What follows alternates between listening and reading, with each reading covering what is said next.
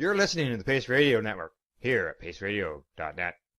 The views expressed by the individuals during this broadcast are their own opinions, and they may not be the same as those of their group or other organizations they may be involved with.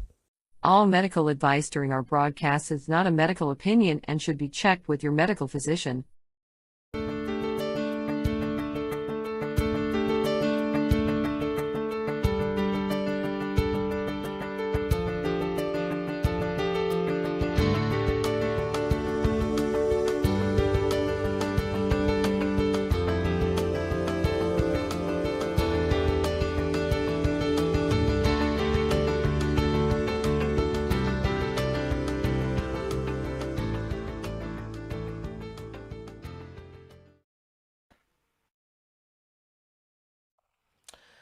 Okay, well, hello everybody. Thank you very much for joining us today. Welcome to V.A.C. Roundtable number 36. We're talking about women's health and cannabis. We're joined by guests Dr. Bridget Williams and Danielle Simone Brand. And one moment, just get this set going. And we're good to go. So, we're talking specifically today about women's health and cannabis. And starting off is Dr. Bridget Williams is an established board-certified family physician, best-selling author, and CEO of Green Harvest Health, medical cannabis and integrative clinics located in Ohio. With nearly 20 years of experience in family medicine from the Cleveland Clinic, Dr. Bridget combines her medical background with certifications in life and cannabis coaching in her practice. She provides valuable medical motivational talks on cannabis, CBD, life balance, and confidence. In 2019, Dr. Bridget branched out into developing her line of CBD products and CBD product development for developing businesses. When not seeing patients, Dr. Bridget hosts podcast shows, creates educational videos for the Cannabis Hub, and holds an advisory and curriculum development position with the Cleveland School of Cannabis. Dr. Williams is a founder of the nonprofit GHH Community Foundation and nonprofit, the Cannabis Can Project. Dr. Williams is honored to be a top female business and top minority business with the Ohio MBE, awarded 2021, Women in Medicine Top Doctor for 2021, and Top 100 Entrepreneurs of 2022. Next is Danielle Simone Brand, is a freelance writer and author of Weed Mom, the Canna-Curious Women's Guide to Healthier Relaxation, Happier Parenting, and Chilling the Fuck Out.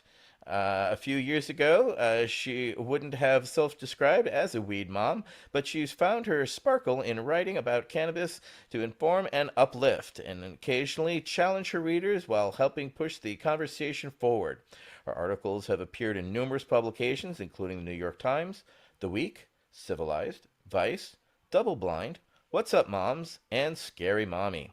She holds a B.A. from Dartmouth College and an M.A. from American University. She has worked as a yoga teacher and trainer, a staff writer, and a researcher on issues of international conflict resolution. Danielle lives in the Northwest with her family and her Barky Terrier, which we may hear today. So, starting off our conversation, thank you for joining us tonight, ladies. How did you each get into this field? And we'll start with you, Dr. Williams. Thank you. Thank you for having me today. So I went from traditional medicine, which I still do family medicine, but I went from traditional medicine into the cannabis space really because I had a patient 15 years ago that was fed up with traditional medicine as I was. And for every patient, there is a diagnosis, and for every diagnosis, there's a pill. And if you don't like the pill, there's another one. And we were frustrated. She mentioned cannabis as an option as I was helping her get off of other medications. And I thought she was nuts in the moment. I did research and was blown away by what was the medicinal possibility. And so I took her on, and she was making edibles and smoking, and I was finding out about dosing and titration, and I saw her health transform in front of my eyes. And from there, I was in. So from that moment, which it was slightly illegal, fast forward 15 years and it became legal in Ohio, I wanted to be a part of it. And so I developed my own offices that focus not just on cannabis and treatment, but life coaching as well. Thank you, Dr. Williams. And next, Danielle. So yeah, I tell the story in my book about how I really went from a cannabis skeptic to an enthusiast and an advocate and a writer. And I did that by, coming through it the intellectual route, actually. So first, I had stereotypes and stigmas about cannabis, and I didn't really appreciate it. And I saw my husband actually kind of leaning on it a bit too much, probably for his mental health, when he could have been using an array of tools, including cannabis. And so I had some, kind of misconceptions and stereotypes about it for a long time. It wasn't until I was a mother of two in my mid-30s, kind of just going about my life, trying to figure out, how to balance life and work and, kids and all the things that, modern mothers do. And, I realized that, so back up, I was actually transitioning in my career into freelance writing at that point. So I had been in academia, and then I had been in health and wellness, and I was really honing my skills at becoming a freelance writer. And I got a bunch of assignments in cannabis before I even cared. I didn't give a damn about it yet. And through that process, that intellectual process of learning about cannabis and then interviewing people who had been helped, I realized, I'd been missing the boat. There was actually a lot more to this plant. And so, I went down the route of learning and interviewing and writing and then experimenting myself. And once I really did embrace cannabis as a wellness tool, it transformed so many things about my life. And I realized, other moms can use this, and we need to talk about this more. And the stigmas are there, but there's so much benefit here. So that's how, I really started gearing my writing toward women and moms. Thank you for that. We will go to Council Member Tony Landry for the next question. Okay. Thank you for being here, Dr. Williams. My question to you is, why is it important for mothers to know about cannabis, and how can it help them and the world? Sorry there. So it's really important, I think, obviously for not just women, but men and the country, the world really needs to have a better understanding of what cannabis provides. It has been a medicinal tool from the beginning of time, and somehow we've kind of lost track of that. But I would say for all of the conditions that cannabis is able to help, the majority of people come in for pain, they come in for anxiety, and they come in for sleep. And so regardless of whether it's cancer or sickle cell, Tourette syndrome, fibromyalgia, for all the conditions, PTSD, that cannabis can have incredible benefit for, the majority of people still come to me because they're trying to do three things: get out of pain, decrease their anxiety, and sleep better. And not only is this cannabis a great option for this, but it provides help with fewer side effects. It provides help without causing liver damage, gastric issues, or kidney damage. And for a lot of people, they have run out of possible medicinal options because of the damage that other medications have done. And on top of that, there's a lot of confusion about using cannabis and the negativity of being high, which that's a whole discussion in itself and needs to be clarified. But you can use cannabis and never be high. I have patients I've been treating for 4 years and never been high one day. So there's a way to use cannabis in a way that empowers people and the way that works for them without causing more side effects and more issues. Thank you, Dr. Williams. That was a wonderful explanation. I appreciate that. Okay, now I'm going to restate the question for Danielle. Danielle, why is it important for mothers to know about cannabis, and how can it help them and the world? Yeah, so, echoing very much what Dr. Williams just said, cannabis can help women and moms on so many levels, so many ways. Women I talk to for my book and now, speak to as I continue cannabis journalism, tell me that it helps them with sleep, with pain, with mental health, dealing with other depression, anxiety, PTSD. It helps, women tell me that it helps them show up better for their roles in life. And to me, a mother that is healthy, happy, fulfilled is going to parent, in a way that is much more effective, right? And so that's good for families as well.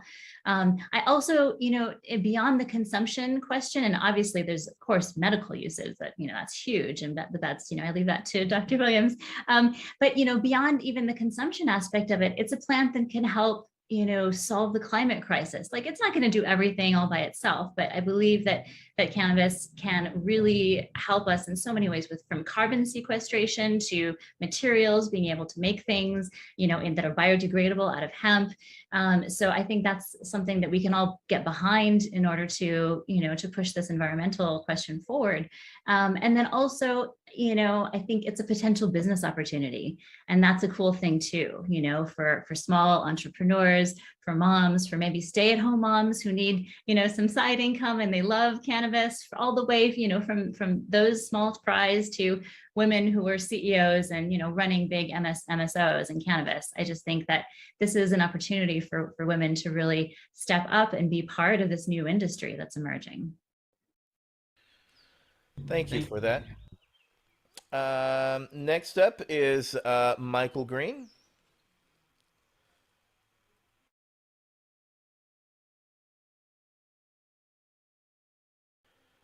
Michael?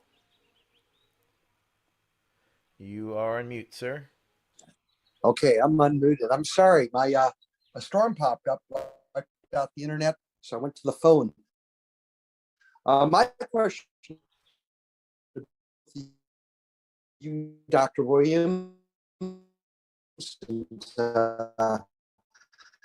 Danielle, how does cannabis affect our sleep, our ability to sleep comfortably?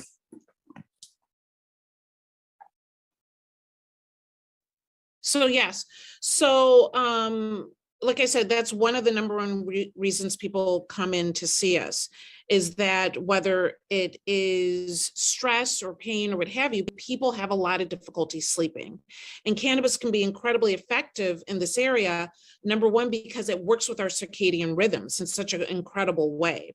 Whether it is using CBD, adding THC that can help people feel a little bit more tired. But CBN is another cannabinoid, which is actually aged THC. So I like to think of it as the finer wine of THC, that actually, in combination with THC, can make people rest well. And so basically, by interacting with our natural endocannabinoid system and interacting with our circadian system that allows us to sleep and puts our brain into a space that allows us to rest, we get better sleep. And part of it is that it also decreases anxiety that keeps people up. It decreases pain that keeps people up. And it puts our brain into a place that allows us to have better rest. Did you want to speak to that as well, Danielle?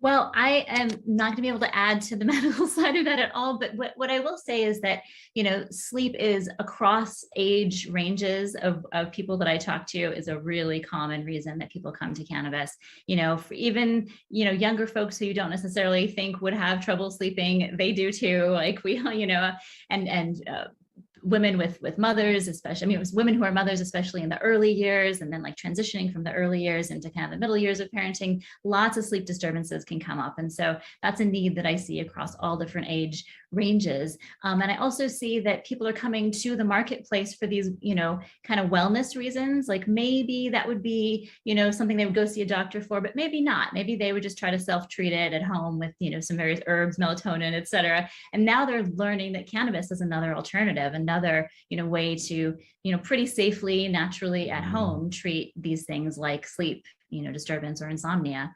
So, I'm from a health empowerment perspective, I'm actually really happy to see that. I mean, I love to see doctors, patients partnering with their doctors, and I want to see more doctors who are into it, like Dr. Williams, obviously, but for so many folks, it's a DIY thing right now. But I do find that that's it's a really common thing that people come to cannabis for too.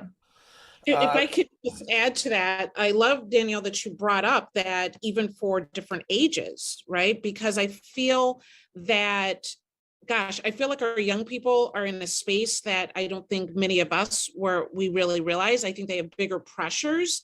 I've seen more teens with difficulty sleeping than I ever remember in my youth.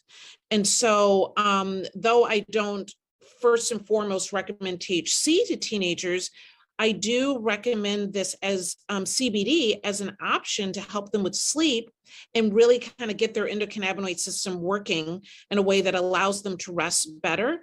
And I think this is something that we need to have more discussions about when we're talking about our youth, because they very easily, a lot of physicians are putting some of our youth on really strong sleep medications. And if we can pull back from that and start with CBD as an option, I think we can avoid some of the drug issues that we sometimes see later on.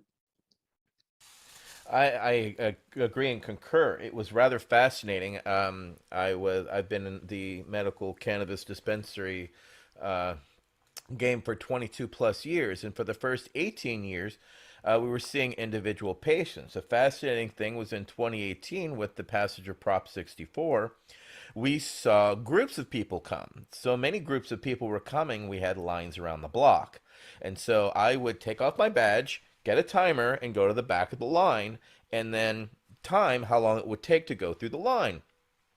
So I would engage with the people who were in front of me, and 90+% of them were older women of retirement age who were looking for THC and CBD combinations in pens specifically for sleep because of inability to maintain a full night's sleep, inability to get to sleep, and then of course to stay asleep.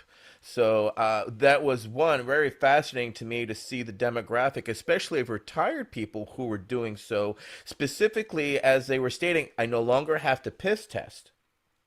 And so that was a significant reason why, with the law change, they felt more empowered to use it. But I found it rather fascinating that they were coming to look for THC and CBD in combination with each other. Now, Doctor, I would like to kind of a follow-up on this discussion regarding CBD and sleep. Many of my patients have stated, depending on the dosage of CBD, when they're taking CBD for sleep versus THC, especially for veterans, have much more vivid dreams. Memorable ability to remember the dreams, but especially much significantly more vivid dreams. Now, I have recommended strictly THC for those patients to subside from that effect. So I would like you to speak toward that, and am I offering the right solution to that problem? Absolutely. So I'm glad that you brought that up, because when I first got into the cannabis space, there was a lot of talk for PTSD. You want high CBD regimens. You don't want to introduce a lot of THC. And then I was coming across actual veterans that were using more THC. And the more research that I was doing, what I found was that, yes, CBD is incredible for anxiety and calming and just kind of balancing our systems. However, if you're talking about those night terrors, if you're talking about those difficulties that people are having with sleep itself, THC is going to control that REM sleep that causes some of those night terrors. CBD is not going to do that. CBD probably will give you, in your average person, you're still retaining a lot of your dream life for people that do remember it. But for a veteran or for someone that has severe PTSD, that's not necessarily a good thing. And THC will knock out some of that intense anxiety that happens very quickly, faster than CBD does. So with my veterans or with my patients that have severe PTSD, I do look for combinations that work for their lifestyle is probably the way I look at it more than anything. What are you doing during the day? What are your responsibilities? What type of combinations do we need to do? But if you have difficulty sleeping, if you have night terrors in particularly, that's when we're getting that THC in there to hopefully get you better rest. Excellent. Yeah, and that's something I have been recommending. So It's good to know that my instincts seem to be on the right plane there, because we've had to do this specifically by anecdotal situations until science catches up. And as you're well aware, Doctor, science has not caught up and has a long way to go. But there is valid science that does substantiate that. And I look forward to seeing further studies on that that can actually back this up and give some validity toward the theorem itself. Next up is Councilmember Wade Laughter with the next question. Councilmember Laughter. Yes, I want to thank you both for joining us today. It's kind of a difficult, a delicate question, if you will. One of the challenges that women face in our culture today is when they get pregnant, that they decide they want to have a child. And particularly in the context of using cannabis as a mom, there's a lot of pressure and a lot of science that I think is somewhat faulty science being done trying to prove how bad cannabis is for fetuses and young children. And you might be aware of this, Dr. Williams. I want to call you out specifically. I'm aware of some of your work helping to normalize cannabis. And the Cleveland Clinic there, good work. Thank you. Again, I was aware of a longitudinal study done in Jamaica, and I can't remember the lead researcher, but she followed a number of mothers who were regular cannabis users as well as non-cannabis users in the same, she tried to sort out for all the variables that she could eliminate. And generally found long-term benefit for mothers who were using cannabis. And yet, of course, when you're trying to do randomized clinical studies, it's really hard to nail it down. So I would like to just ask both of you, you could almost say anecdotally, or certainly Dr. Williams, if you want to point to additional research or talk more about that study in Jamaica. But yeah, what is your take on the use of cannabis by pregnant women and the use of cannabis when they are lactating and nursing their children, particularly in the light of the quote unquote formula shortage that we're experiencing right now? Absolutely. And I'll stop there. Thank you, Dr. Williams. Absolutely. Go ahead. Thank you. Gosh, you're right. This is the hot potato seat, right? When we're talking about cannabis and pregnancy, women are very careful and defensive about this, and I'm also very respectful of it as well, because I definitely understand the difficulties. You're totally correct when it comes to, there's research all over the place with this.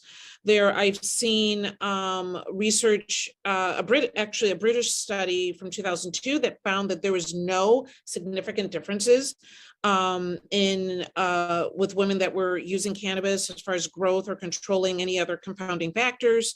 I've also seen studies as early as 2017 where they said that using cannabis and particularly THC caused low birth weight, reduction in head circumference, cognitive difficulties, what have you. So we don't know is my answer. Okay. Now, how do we tend to err on the side of being careful? I know the biggest thing that was a concern when I was pregnant is people giving me a really hard time for eating a hot dog because it had nitrates, and oh my God, you're ruining your child, and we know that alcohol is a big issue, and we do have the evidence for alcohol. So when we know, we know. I will say with cannabis, we don't know. I tend to err on the side of always being careful. And with pharmaceuticals, we put medications into categories, right?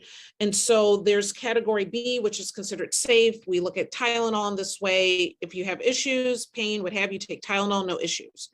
Other medications then go into category C, which means that we're not quite sure if it's harmful or not, so use sparingly. And then category D, where there's more significant evidence that there might be some issue. I personally put cannabis in C, maybe D, maybe, okay? Meaning if there is a need, severe nausea, severe pain and Tylenol doesn't work, what have you, then use it sparingly. So for instance, when I was pregnant, I had the worst sinuses on the planet. I had my head over boiling pots of hot water and, everything I could possibly do. But when it got to the worst of it, I used Sudafed, category C. Did I use it every day? No. Did I use it when nothing else would work? Yes. That's the way I see cannabis in pregnancy, because literally you want to keep your pregnancy as clean as possible. That's just the way we see it, definitely, at least in the US, right?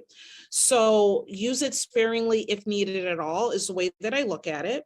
And we simply, and until we have more information, that is the best way to approach this. The same thing with lactation, yet your fetus develops an endocannabinoid system in utero, right? You have anandamides, you have 2-AG. Is the fetal brain ready for THC is the question, right? So just because we have anandamide, which is anandamide and THC are extremely similar, does it mean that the fetal brain is ready? And so again, I err on the side of caution. Do I judge women that choose to use some cannabis? I do not. If your lactation nurse or your doctor, if you pee dirty, are they calling CPS and saying you're endangering your child? Probably. And my recommendation that I've talked to lactation nurses and physicians about this, before you make that phone call, ask why. No, doing a dirty urine test really doesn't tell you how much. Ask how much and why. Make sure there's education, because before you really put this family in a horrible situation with CPS, make sure you know what is going on, and can you advise them in a way that could make a difference before you put them into the system. Now, I'm going to kind of quick follow up here, because I know friends who have chosen to use cannabis during their pregnancy and to bearing of child, and they have gone the way of using midwives and midwifery. Because of that issue with CPS, which is Child Protective Services, for those who are unaware, which is a huge problem for any parent and a fear as well. So would you recommend then, if you are exploring the route of using cannabis because of your medical condition, would you recommend them using midwives as opposed to conventional doctors? So first of all, I love midwives. And I love, women were having babies in fields long before we had fancy, delivery rooms and what have you. Before, I can't really say I would advise, because women in pregnancies are every single one is so unique, right? And so if you're having high risk pregnancies, I'm not going to necessarily recommend that right off the bat, because the midwives that I know also work with physicians for high risk pregnancies and choose that route.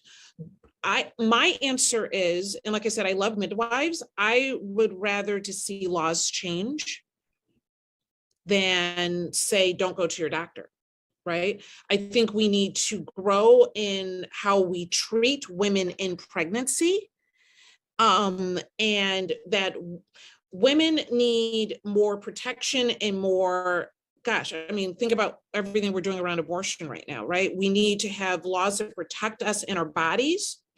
And that includes even more the pregnant woman. So that is probably my focus more than anything. Because I'm not going to say don't go and see your doctor, but do I love to have midwives on? And, I'm a family doctor. So before I walked away from, every aspect of it, I was delivering babies at one point. I love working with midwives, and I love this natural aspect of it. I love better communication, but if communication is not safe, let's change the laws. Great point. Danielle, did you want to speak on this issue? Yeah, I would. So this is probably the most common, these two are the most common questions that I get in my DMs on social media. And part of me is like, I wish these folks had someone they could consult with, a cannabis trained nurse or doctor, right? And I do point them in directions, toward resources. But what I have to answer is the same as what Dr. Williams said. We cannot, we just don't know enough at this point, right? But the truth is that women are consuming cannabis in pregnancy, with or without the official sanction. But at the same, I have tons of conversations, every week I have at least 2 public conversations with, Canna moms, one on Clubhouse and one on an app called Relevant. And we talk about all these kinds of issues.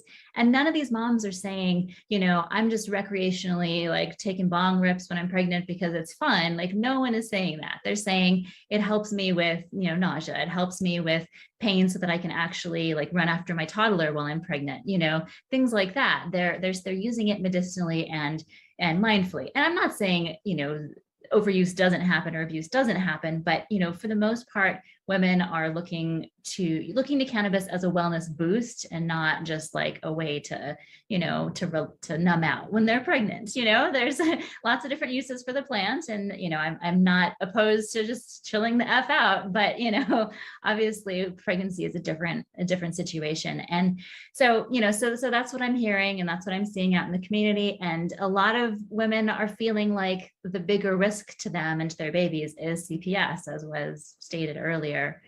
Yeah. So we're still in a really precarious situation when it comes to that, and use a lot of caution, I would say. The laws are.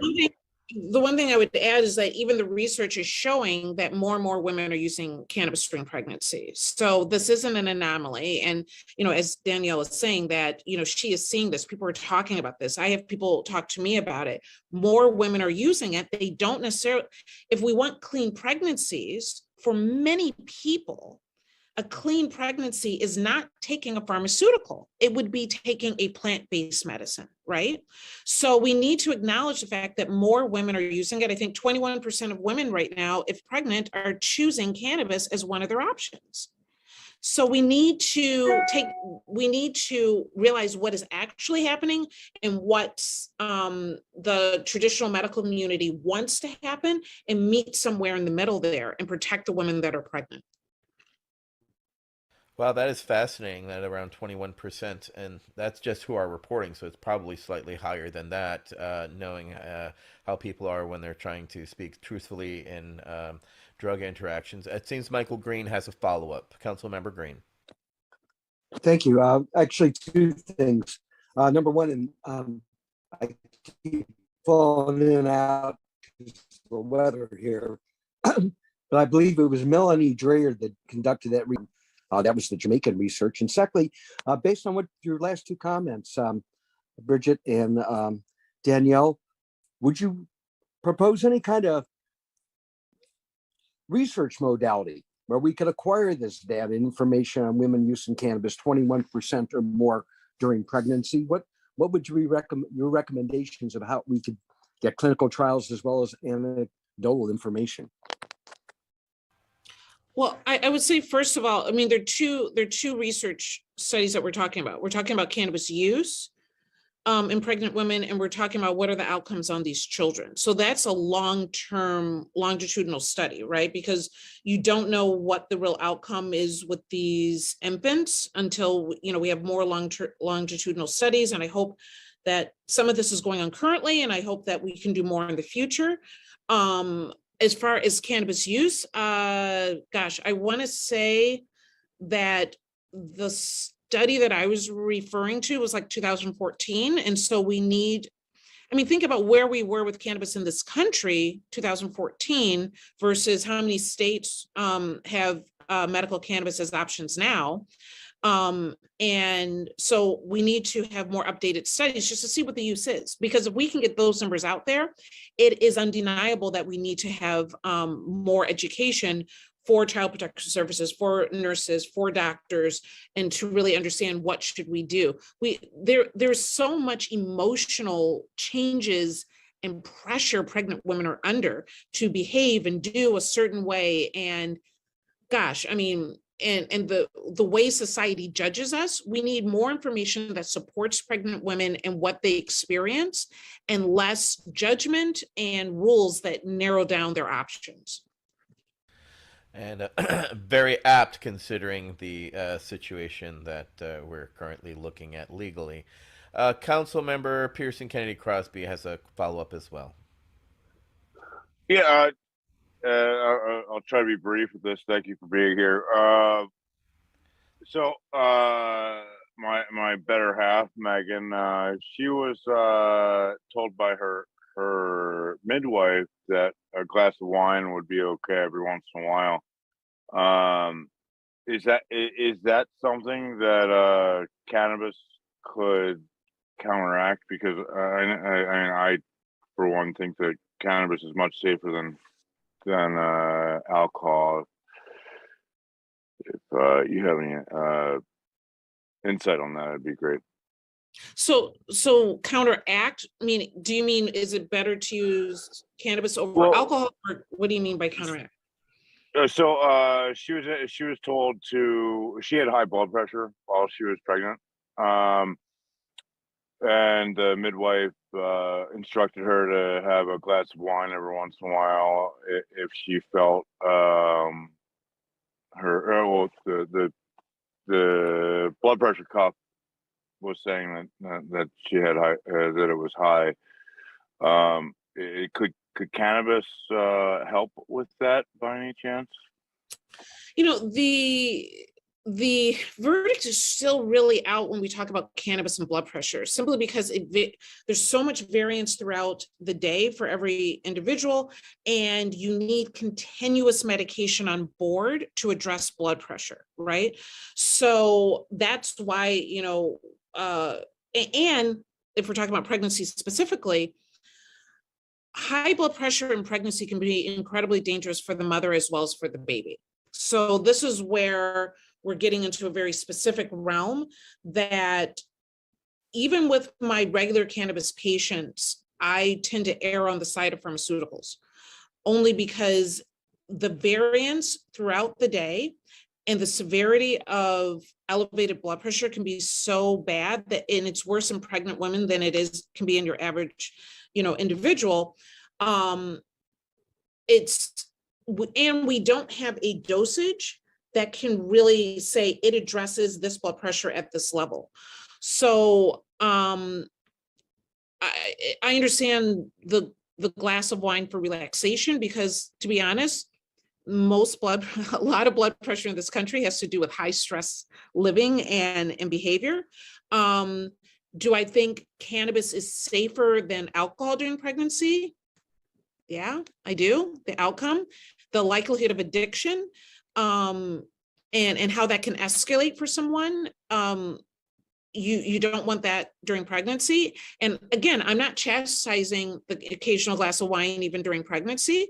Like I said, we want clean pregnancies as much as possible. So I don't know if I'm really answering your question or not. Is a little cannabis okay? Temperance is the word at the end of the day. A little bit of everything probably isn't going to kill you, and it's probably not going to do great harm. A lot of anything can cause a lot of harm, particularly during pregnancy. So that's number one. I don't care if it's pharmaceuticals. A lot of anything is going to be the problem. So I don't know. Does that help at all? Absolutely. I think it's just cannabis hasn't been had the ability to be tested during pregnancies and stuff like that. Whether or not it helped, it helped her. Odin turned out all right so far. Yeah. I mean, it just it's a very unique situation. I would say if that is the road that you're going down, then monitoring that blood pressure and making sure that it is actually coming down is really important. Yeah. Okay. Well, and she has to live with a Marine also. So that's terribly hard on anybody. Thank you. Thank you, Pearson. We're going to go next to Council Member Gage Amsler. Gage, go ahead, sir. Unmute myself. So actually, I think we kind of already segued into this question. I've been a medic for over 30 years. I was an SF medic. I was a firefighter. So and after 8 years of war, I definitely had my bouts with alcohol and pharmaceuticals on both sides. So I understand the effects of preeclampsia and using, petroleum-based pharmaceuticals to help, with severe blood pressure. I understand that because, maybe how much cannabis do you need to really hit that level, right? So I understand that, that's a lot of studies. So we're not there yet, right? I get that. But, choosing cannabis over alcohol, I mean, one of the benefits, we could probably, many of us can say to that, but to both of you, actually, I mean, thank you for being here and doing what you do in your professions and pioneering what you're doing. It's wonderful. And I think that, I really would like to know, what are the benefits over alcohol? People go to alcohol, it's understood, it's poor, it's terrible that we're in a nation of stress constantly and anxiety and all that, and we're constantly putting band-aids on it. I mean, I'm a root cause person. I'd rather go to the beginning. Why is this happening nationwide in the beginning? But if we have to put band-aids on it, and many people go to alcohol, that's the old true. But what are the benefits of choosing cannabis over alcohol? Not just mentally, but physically as well. And then on top of that, of course, pharmaceuticals. You already answered the blood pressure thing. I get that. But even other pharmaceuticals too. I mean, I was talking again to Pat King and when he was here, and he was talking about petroleum-based pharmaceuticals and how that's such an issue today over organics. And even putting what we put into our cannabis. Putting between petroleum-based nutrients. As opposed to or clean nutrients. So. But what is the benefits of cannabis over alcohol and pharmaceuticals? Absolutely. So I'll keep that's a lecture all by itself, right? The one thing I will say to really keep it simple, alcohol is a poison. It's a toxin. Okay. Cannabis is not. And so that in itself, obviously, alcohol causes fetal alcohol syndrome. We have incredible studies and we've seen the horrible outcomes that chronic alcohol use during pregnancy will cause for an infant and long term for the rest of their lives, right? We don't really have solid information regarding that with cannabis, but at the end of the day, cannabis works with it works with your endocannabinoid system. It complements your endocannabinoid system to be able to affect and balance every aspect of your body. So it works with your immune system. It's working with every organ in your system. It brings about positive results in every aspect. Alcohol is a poison. It's a toxin. We are a drinking drunk country, without a doubt. And probably the best way to get more cannabis use as normalizing in our country will be through cannabis beverages, because grandma can sit with a drink and nobody cares, but let grandma light up a bong and the world will end, right? Exactly, right? So I think, there's so can red wine help your blood pressure a little bit? Sure, it can help a little bit, but they're not comparable, I think is my best answer. They're just not even comparable by any means. 100%, right? I absolutely 100% agree. And Danielle, I understand, and even on your side, on the mom side, and it's very subjective, right? But I hear moms say this and moms say that, so it is very subjective. But and you kind of mentioned this before, the difference with using alcohol over that. Are they combining it? Or are you seeing a lot of moms combining alcohol and cannabis more? Or are they starting to teeter? Or are they starting to titrate themselves more towards cannabis? I'd like to understand that. Okay, so this is not like officially sanctioned research that I did, but I did a survey when I was writing my book because I had talked to so many women who had told me things like, they had given up alcohol or just really reduced alcohol since cannabis came into their lives. And so I did a survey and found that the vast majority of women who found cannabis as a mother were like reducing or eliminating alcohol. And they gave me all kinds of reasons, just physiologically, they felt so much better with cannabis instead of alcohol. They told me that they didn't feel, that spike in blood sugar, that, bloated feeling, that, hangover, fogginess, headache stuff the next day. So like a very short period of relaxation with alcohol is often followed by kind of a long period of feeling crappy, for a lot of people. And that truly isn't the case with cannabis. Like, you can consume cannabis to nourish your endocannabinoid system, bring yourself up a little bit, feel better, and then feel normal afterwards. Just feel like yourself afterwards. And I think that's really a boon, and for women, for moms, for anybody really, for vets, absolutely. Like, nobody has time to sit around and feel bad because they were trying to make themselves feel good earlier, right? It just doesn't make any sense.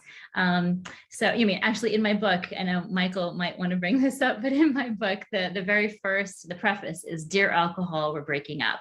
And because that is my experience too. It was a no-brainer. It wasn't ever like, I need to quit alcohol and I'm choosing to set it aside. It was just like a gradual shift that made so much more sense and felt so much better in my body.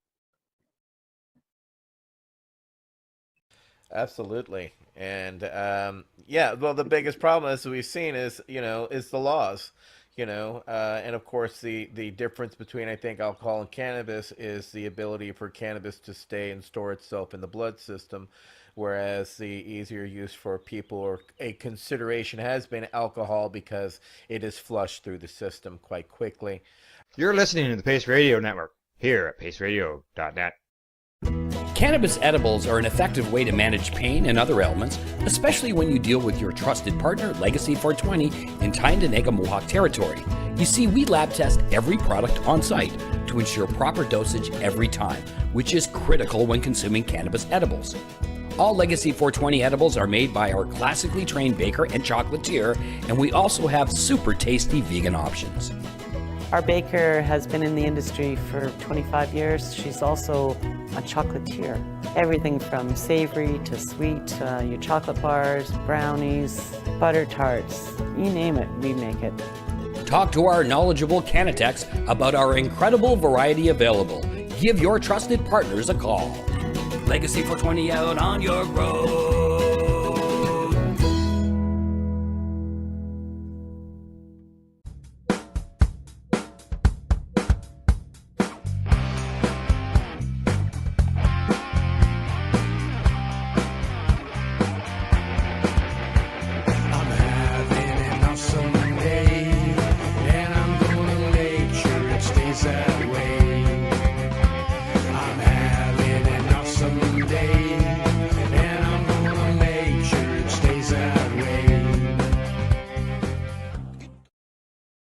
PACE Radio is the People Advocating Cannabis Education Radio Network.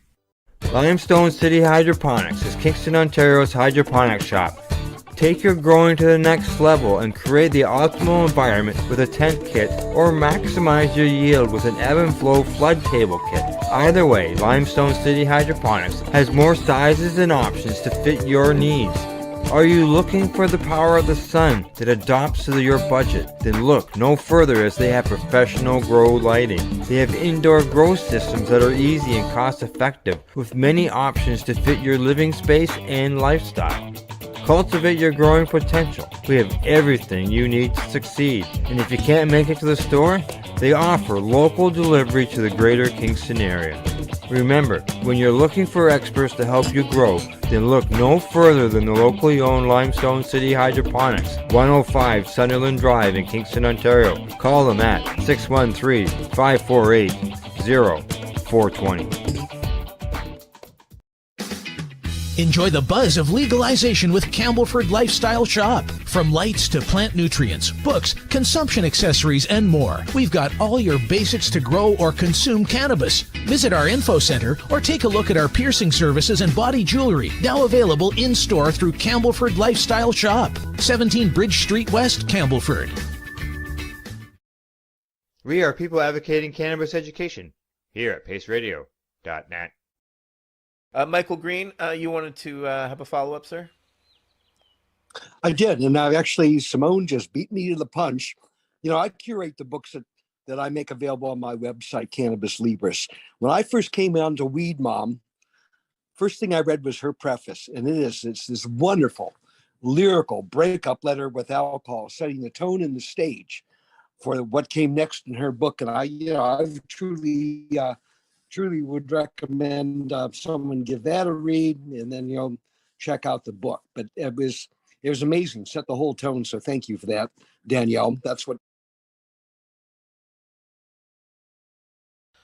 All right. So next would be Michael Crowitz, council member. Thank you, Etienne. So this is a question that it seems to get more interesting all the time. When we, I like to joke that back in the day, cannabis, enthusiasts or medical cannabis users had two choices. They had the good cannabis and the bad cannabis. That was the amount of the choices you had. And now you have, I don't know, 80, 90 choices, honest choices. And even some of those break out into, subsets of choices in terms of dose and stuff. So, what are a couple of the top ways that you see women and mothers tending to consume cannabis now? So I think I was actually a little surprised by this, right?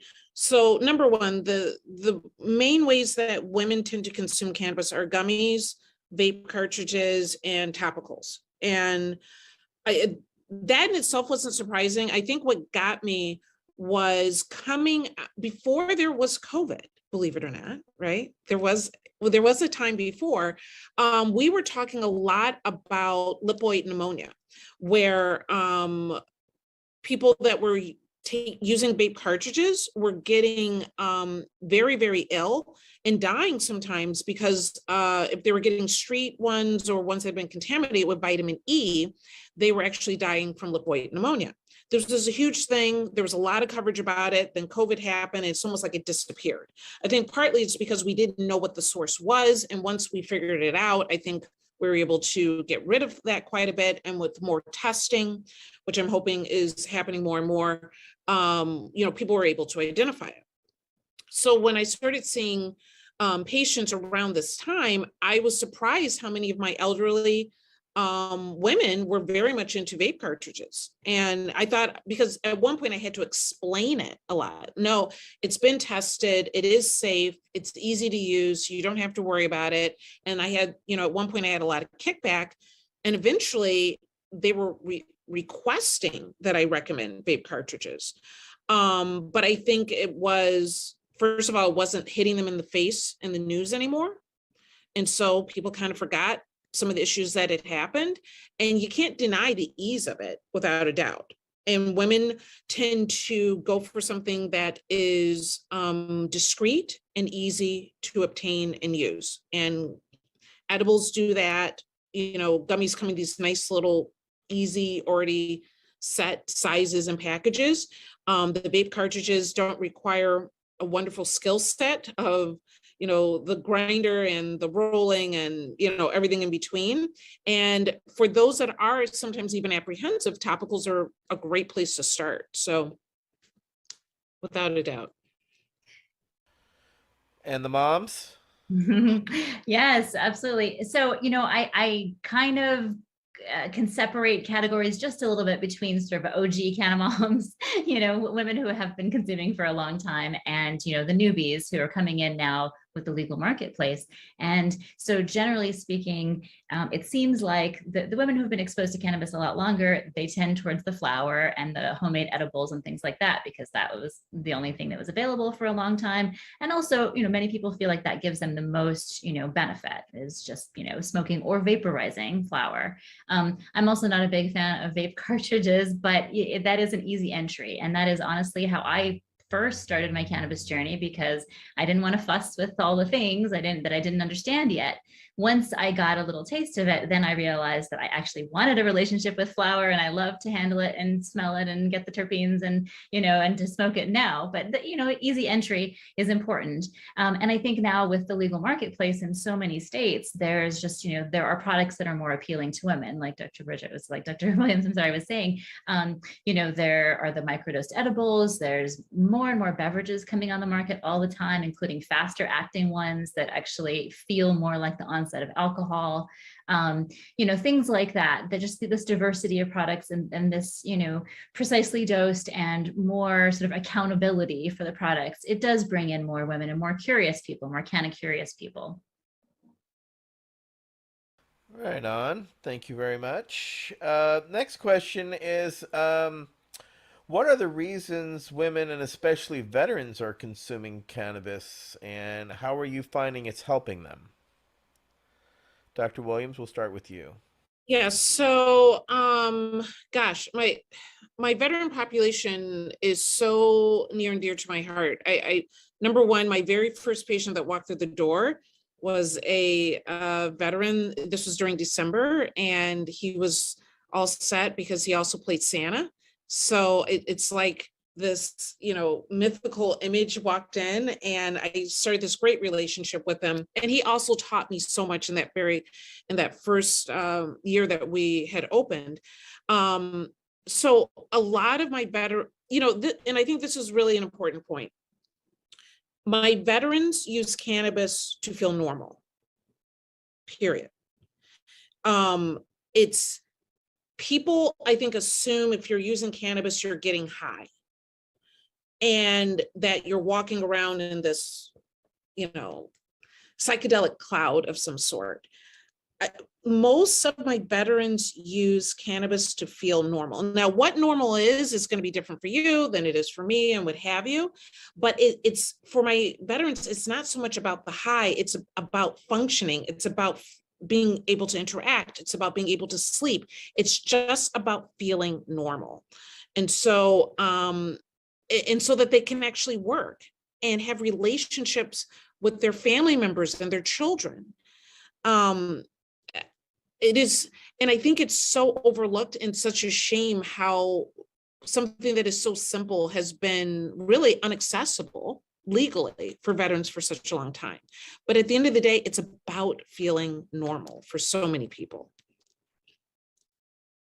And you're one of the few doctors that actually understand and recognize that. And I wish that many of the doctors in the VA system were as educated as you on the system. Just to give you an example, Dr. Williams, I mentioned my cannabis use in 4 different VA facilities and was diagnosed as a known drug user back in the 90s. And then security was called and I was escorted off the premises.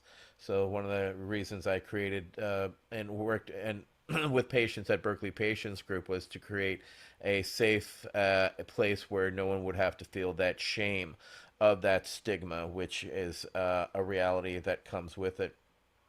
I'm gonna kind of delve deep into this question here because this is one council member Amy wanted to ask, but she has not been able to make it. So this one is a specific one around women's health. Thoughts on cannabis suppositories vaginally for dysmenorrhea or painful menstruation? Are there studies to support these issues concerning women? I asked that one because I'm the youngest of 13 and I have 8 sisters.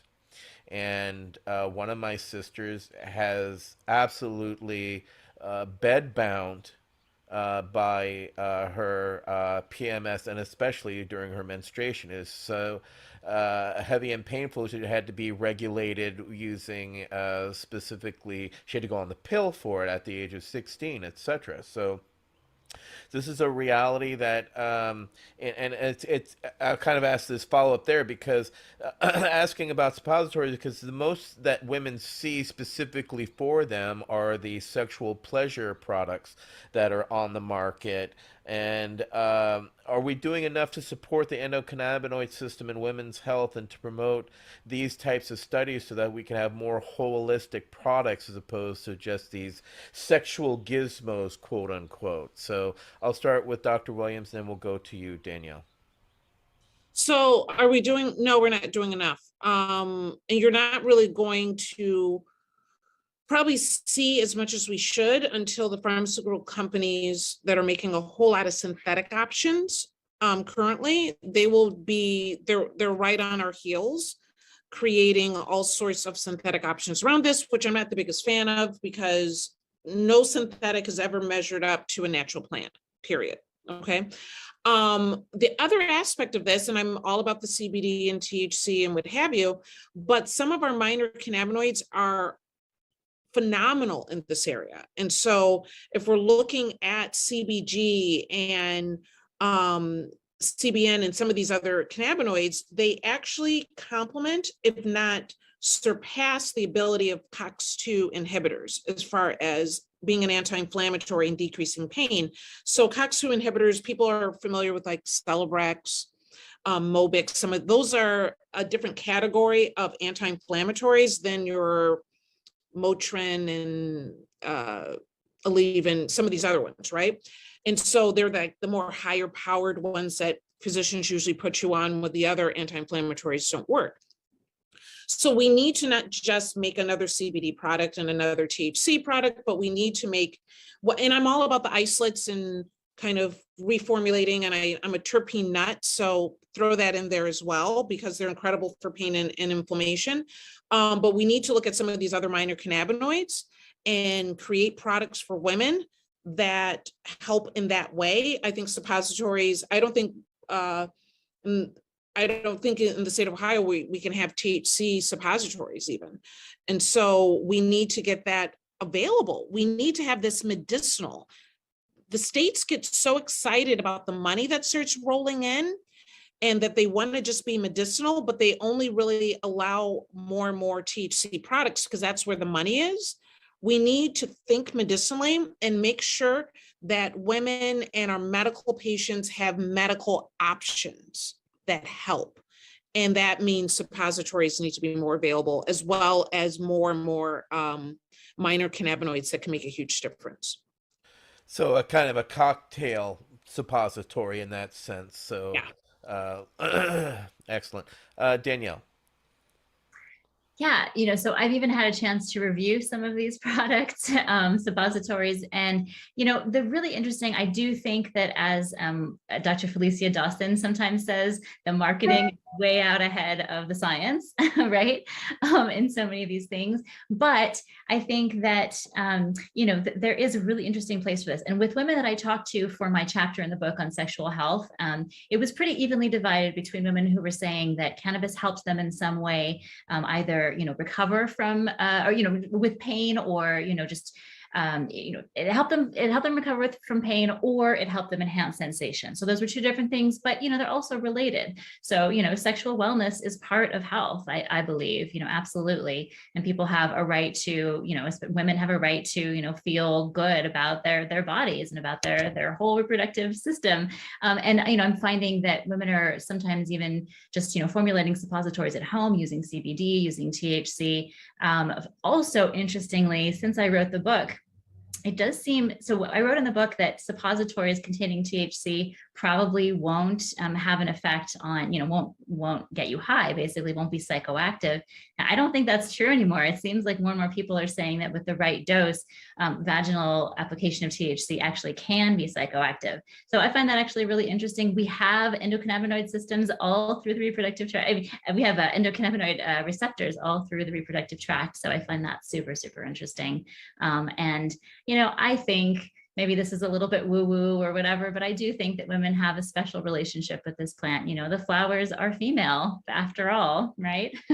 Men have a wonderful relationship with the plant too. But that there is something really special about a woman's body and this plant.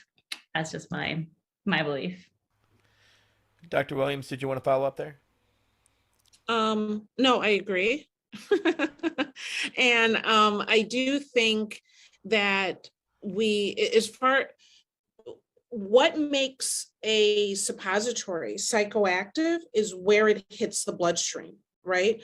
And if it's able to be absorbed into where it's actually venously going back and getting it to our brain, then we have the psychoactive ability.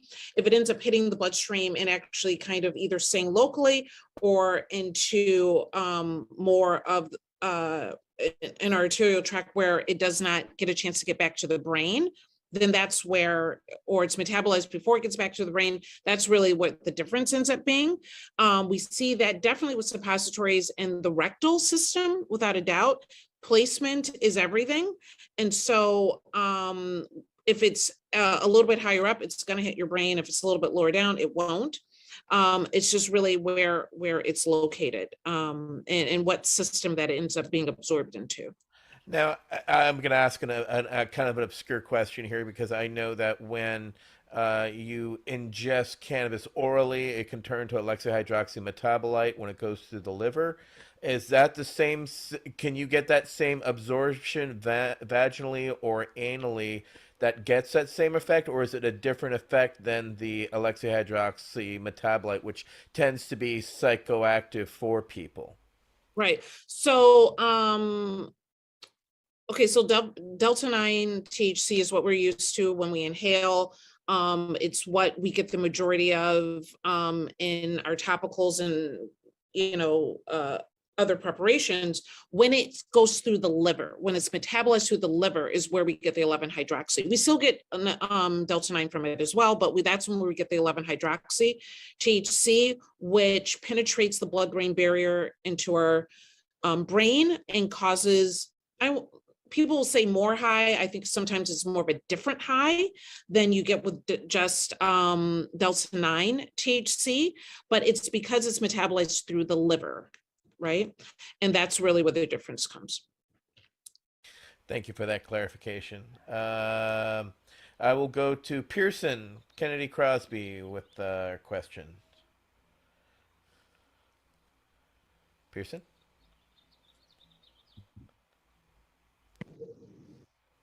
So,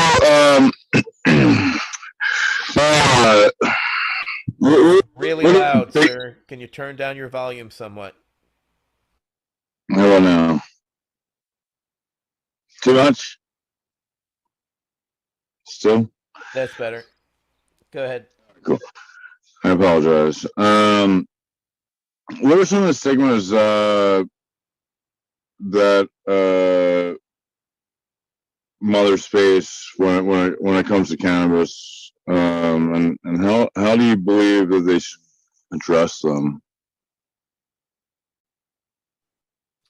I'm happy to take that question first. So, the stigmas and stereotypes abound still, they're out there. And I think that, one of them, obviously, for a mother is that she's irresponsible if she consumes cannabis. That is a big stigma and stereotype. It's far from the truth based on the interviews that I've done and the women that I've spoken to, for throughout all of my journalism career in cannabis. But, they remain, those stigmas remain. Also, just sort of lazy, apathetic, checked out, those kind of things.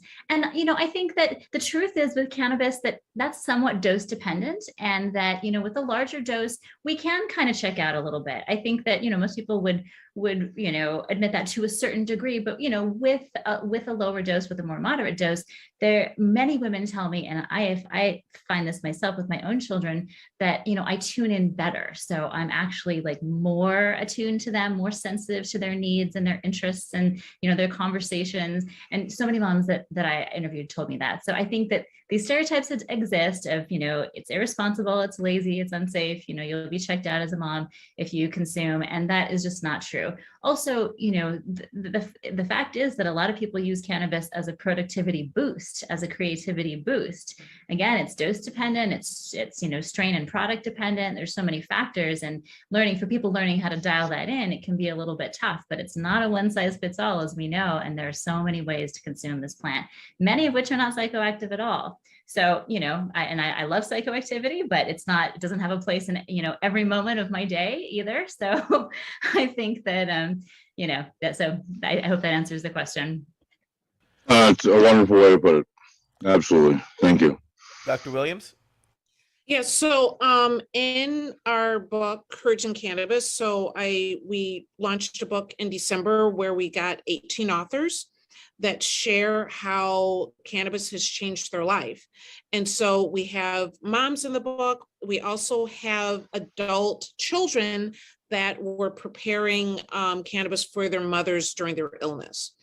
And the one thing that really stood out, I think, for a lot of some of these stories that come together is that there is a religious component to this, that you cannot be a woman and use cannabis and be a woman of faith, whatever that may mean for you, right? And I think that was one of the reasons that I even got into writing this book in the first place, was because one of my first patients said, when I handed her card over, and she had tears, and I was, explained to me what's going on. And she's like, I feel like I can go to church now because I'm a patient.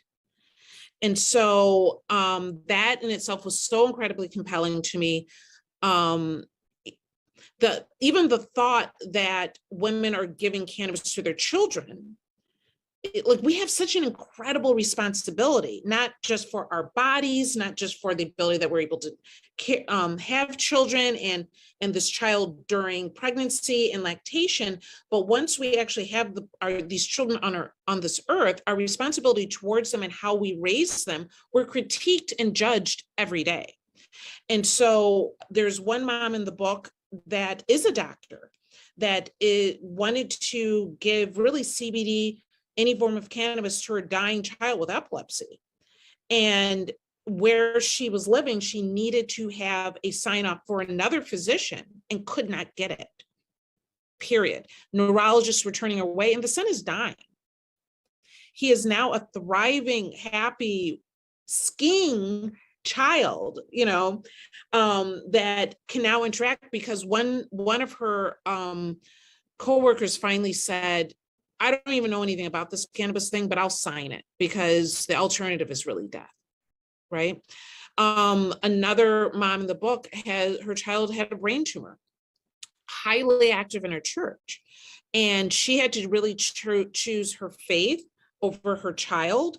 And every single time they went miles and miles and miles to this hospital to get, MRIs and CAT scan, this tumor is shrinking.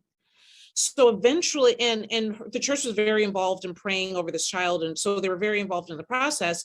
Eventually, her church could not deny that cannabis was the best option for him. And so she was able to make a huge change in her community because of what she did. That's a huge responsibility. And so the book is Courage in Cannabis for a reason, because the courage that it takes to be in this space and take it on when there's naysayers all around is immeasurable. Councilmember Crosby, you wanted to follow up?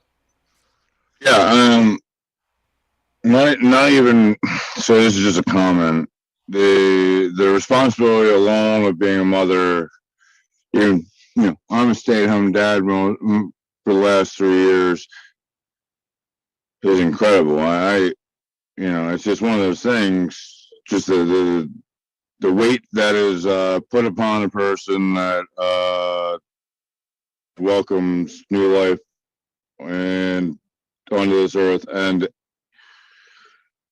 takes the responsibility of making sure that child gets to where he or she needs to, is just something I can never imagine, and it's incredible. It really is. Well, ladies, this is a time where to please promote your books and what you have going on. We've kind of gone through our questions at this point, so I'll start with Dr. Williams. Thank you again for joining us. Michael Green, did you have a follow-up before we close this out? Yeah, I did. If I didn't just forget it, I was asking, I know that both women are mothers. So maybe just a brief thing about how their children and where they are in the cannabis community is authors and doctors, is an author and a doctor. I don't know if I got If that's not too personal. Ask that again, Michael. You broke up. Try that again. You're in a better spot. Okay. Well, I know that both Dr. Williams and Danielle have children. So I'm wondering if there's anything they can feed us back about their own relationships with their children as cannabis has come into the equation. Yeah, either absolutely. Because of work or how they are. Yes. So I have two girls, a 15 and a 17-year-old, which my 17-year-old's graduating high school. I did not know it was so stressful, just trying to, I thought, that in itself is a whole thing, right? Anyhow, but yeah, they saw me go from traditional medicine at the Cleveland Clinic and saw not just me going into the cannabis space, but being in a much more entrepreneurial space as well. I've done other little entrepreneurial efforts before, so that wasn't unknown to them, but obviously this was a lot larger.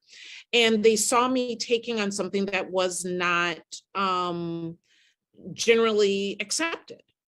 And so they definitely did raise an eyebrow in the very beginning, right? Because they were like, now what are you doing?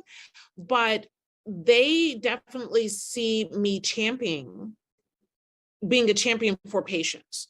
And they have absolutely, I think they think that like we're heroes in what we're doing, and to the point where I've had to tell my 17-year-old, can you not tell everyone that your mom is like a weed doctor? Because I go to the school musical and I got moms like tapping me on the shoulder, like, I know what you do. And I'm like, we're not in a drug deal. Like what's going on here, right? So, but I can't say, it's incredible to be proud of your children, but I don't think there's any gift more meaningful than when your children are proud of you. And so that's really what I've gotten to being in this space, and to know that they back me up in all my travel and craziness is really meaningful. Thank you. Danielle. Yeah, so my kids are 9 and 12 now. My daughter's younger, my son's older, and they were pretty young when I started getting into the space. And so, it's really just been their life, and I mean, in terms of their understanding of what I do for my job is, Mama talks about cannabis. It's this thing that we can talk about with some people outside the house and not with everybody outside the house, right? But I've worked to normalize it in our home in a way that also keeps them safe and lets them know that it's not for them at this point. And I do keep things locked and all that, but we talk openly about what the plant does for me, how I use it medicinally. I do use it for migraines. I do use it, for several different medicinal reasons, actually. And they also know that it's a mood changer or enhancement for me that helps me parent better. So, it has positive associations in our family. And I truly promote that. In the book, I have a whole chapter about talking to kids about cannabis. And again, my whole goal there is to promote responsibility and respect for the plant. And, we don't have to fearmonger and, demonize the plant in order to do that. Right. So yeah, that's I believe in changing the narrative for this next generation, because they can utilize it when they're old enough for a variety of reasons that we are all using it now for, in ways that could potentially be much more healthful for them than leaning on pharmaceuticals and leaning on other things, alcohol, etc. So it's something that I feel pretty passionately about, that kids are part of this conversation, as we move forward. Thank you very much for that. I'm going to go That's to beautiful. Council Both of you. Member. Thank you for sharing. Council Member Alburn. He had some questions to follow up with. Well, first of all, ladies, I apologize for missing about the first half hour of the talk, but I've been pretty impressed with what I've heard. And as one of the pioneers of the cannabis education world here, I'm glad you're there. I mean, the whole idea when guys like me and NTN started this stuff decades ago was that somebody like you would come along. So I'm really glad you have. Thank you. But I do have some comments, questions about a few things that were said. I'm just wondering if either or one of you or all of you know about the research on cannabis in children done by Dr. Melanie Dreyer in Jamaica for NIDA. Are you guys familiar with that? Good, because I think that's something that I would like to have you stress in your talks. For those that don't know, this was a multi-decade study done by NIDA by Dr. Melanie Dreyer, a nurse, PhD, FAA, and a good buddy of mine.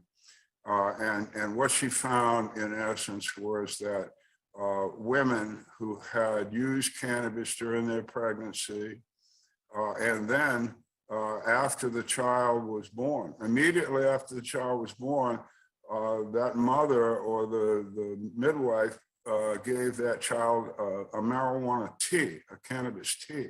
First thing they had. was a marijuana tea. These women in Jamaica are called Roots Daughters. If you want to look them up, they're part of the Rastafarian faith. But the point is, after a look at these kids from infancy to 10 years old, they did very, very well, if not better than their peer group who had no such treatment. So the thought is here is, these are hundreds of women, with really poor prenatal help and all, and they did wonderfully well, and so did their children. So it's something that I would recommend you pass on. It's a very important study, and of course it was done by NIDA, so that's why they didn't publicize it, because it was good. Wow, it said something good. Well, we can't tell anybody that shit. Doctor, I have one specific question for you. I might have misunderstood, but I don't get it. I believe you said in the suppository area, it would depend upon the part of the body that the suppository was placed in order to activate it psychoactively. If I heard that correctly, I don't understand, because I have lived now for 50 years with the understanding that the only way you can get psychoactivity out of a cannabis plant is to heat it to a considerable temperature, like 380 some degrees. So I'm wondering, I mean, have I got a message here of heat, or is it the oral mucosal that I'm missing, or what's the message there? So when we're talking about inhalation and taking CBD, THCA, and then decarboxylating it, and then you decarboxylate it by heating it, and then you're inhaling it, and it's active, right? When we're talking about edibles, or that something that goes through your liver, or even suppositories, these are preparations that have already been decarboxylated. So they're already in their active form. So it doesn't have to be heated to be active. So that's even, or they've already been decarboxylated, however which way, in making the gummy. We see this with people make like cannabis butters. It's already been heated, and then they put, or people make all sorts of stuff, right? And but it's already been decarboxylated. So that's why it can be active without being heated, because of the preparation's already been done. Now, what I was speaking about specifically was how just in the rectal system is a little bit different. I'm not as clear as vaginally if it works the same way, but I suspect that it could. But based on placement in the rectum, it depends on which aspect of the blood system it goes into, and that if it's high enough up, it's actually going to get into a place where it can actually be activated in your give a psychoactive effect. And if it's a little bit lower, then it misses that aspect of the blood system and does not get to that aspect. So placement is very important. And you can have all sorts of preparations. If it's already decarboxylated, it can be active. I hope that helps. Yes, it does. Thank you very much. Mm-hmm. So way up your ass, people. That's that's my takeaway. No, sorry, doctor. We gotta have a bit of humor with this. Needless to say, leave it to Dr. Osoli to come up. His major thing was coming up with a suppository.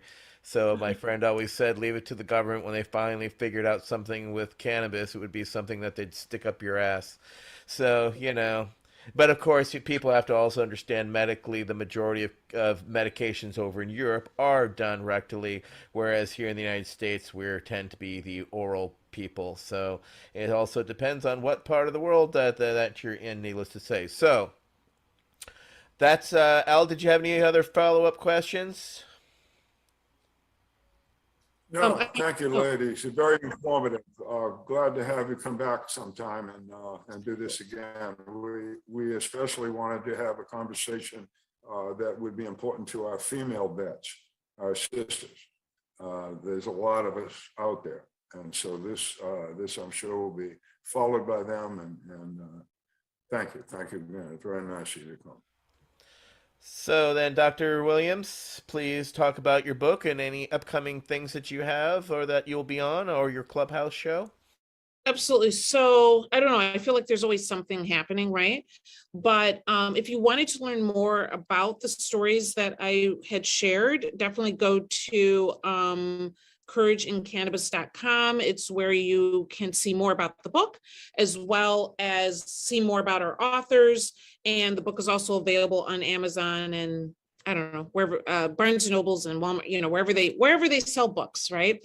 But if you want to learn more, as well as we're on Facebook and Instagram, and I will be seeing Michael J. Green here pretty soon for Patients at a Time. I'm very excited about this. I mean, I'm excited about it because it's such a great opportunity to really have in-depth conversations on this level with some of the top people in the cannabis space. And so it is June 9th through the 11th in Kansas City, Missouri. It's the subject is the endocannabinoid system and beyond. I believe I'll be really talking about that relationship with cannabis and opioids. So important to be able to have a better understanding about the good and the bad, how cannabis can help, and how it can help with the recovery as well as with maintaining sobriety. And so what I don't know, Michael, what else am I doing? I'm doing other stuff with you. What is going on? I feel like I'm always I'm kind of just following you around. We do a You clubhouse. can do all kinds of things with We me. have What so can I much say? fun. We have so much fun. Every Tuesday at 7 p.m. Eastern, it's on your Reclaim Your Wellness channel or club on Clubhouse, and it's all about courage and cannabis. We bring people that have amazing stories and write books. And Danielle, I would love for you to come on, and we talk about the stories and issues in Canada. Stories motivate me in my medical practice. It's people and how they experience life is what really draws me in. And so to share cannabis stories, I think is inspiring and educational for others. So yes, that's it. Thank you, Dr. Williams. Danielle.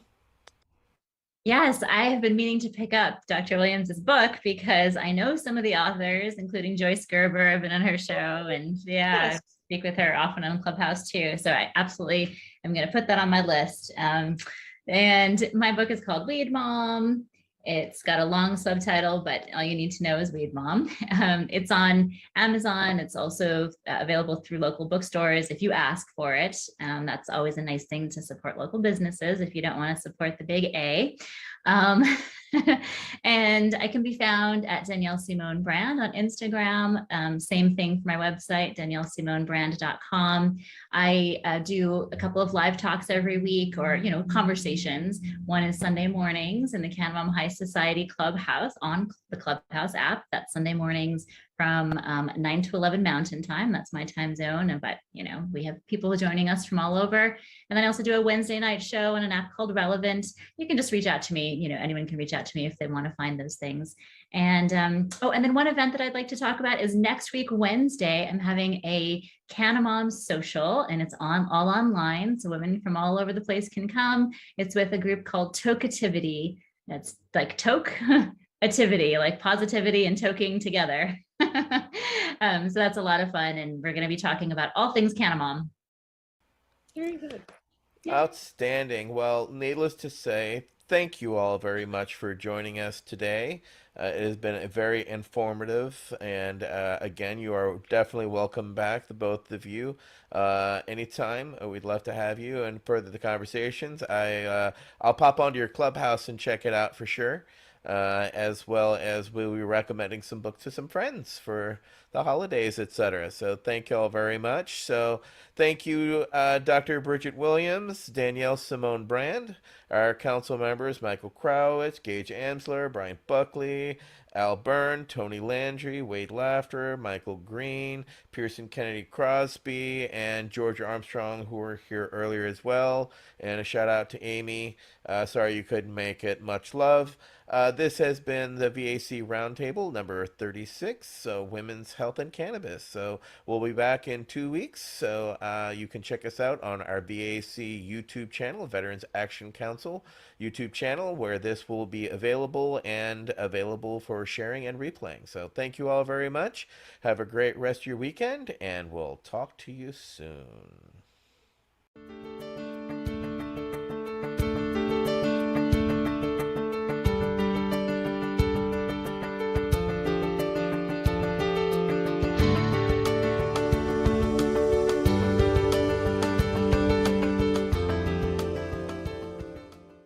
You're listening to the Pace Radio Network here at paceradio.net. The opinions of the individuals during this broadcast are their own, and may not be the opinions of their group or other organizations they may be involved with. All medical advice during our broadcast is not a medical opinion and should be checked with your medical physician. When you have a pain that's reached its peak, Legacy for 20, it's so unique. If organic cannabis is what you seek, here's your trusted partner 7 days a week. Suppository salves, vapes and drops, topicals, edibles, infused pop. Just when life seems like it ain't easy, at Legacy 420, enjoy a pop freezy. Lab tested products, make them the GOAT. Legacy 420 out on your road. Legacy 420 in Tyndonega Mohawk territory. Indigenous organic cannabis at its finest. Enjoy the buzz of legalization with Campbellford Lifestyle Shop. From lights to plant nutrients, books, consumption accessories, and more, we've got all your basics to grow or consume cannabis. Visit our info center or take a look at our piercing services and body jewelry, now available in-store through Campbellford Lifestyle Shop, 17 Bridge Street West, Campbellford. Limestone City Hydroponics is Kingston, Ontario's hydroponics shop. Take your growing to the next level and create the optimal environment with a tent kit, or maximize your yield with an ebb and flow flood table kit. Either way, Limestone City Hydroponics has more sizes and options to fit your needs. Are you looking for the power of the sun that adapts to your budget? Then look no further, as they have professional grow lighting. They have indoor grow systems that are easy and cost effective, with many options to fit your living space and lifestyle. Cultivate your growing potential. We have everything you need to succeed. And if you can't make it to the store, they offer local delivery to the greater Kingston area. Remember, when you're looking for experts to help you grow, then look no further than the locally owned Limestone City Hydroponics, 105 Sunderland Drive in Kingston, Ontario. Call them at 613-548-0420. We are people advocating cannabis education here at paceradio.net.